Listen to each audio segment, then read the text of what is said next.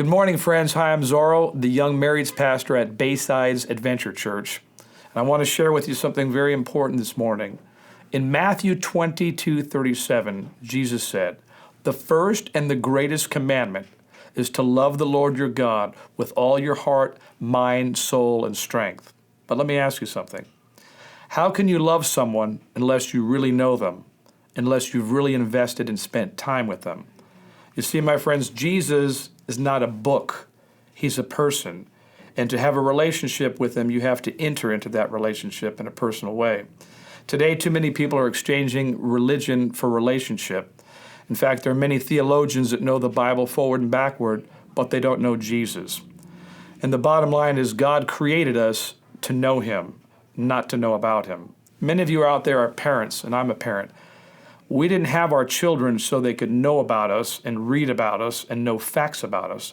We had them so they can know us intimately, so they could spend time with us, so they could be with us and share our life together.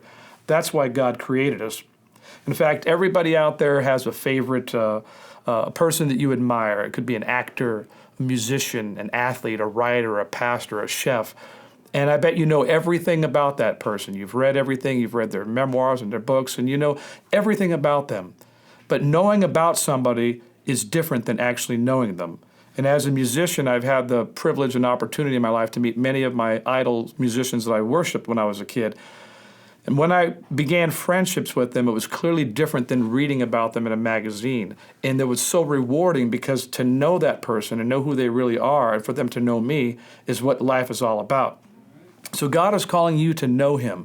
In my own personal life, the way I do it is I'm constantly communing with God, talking to him, communicating with him in my spirit.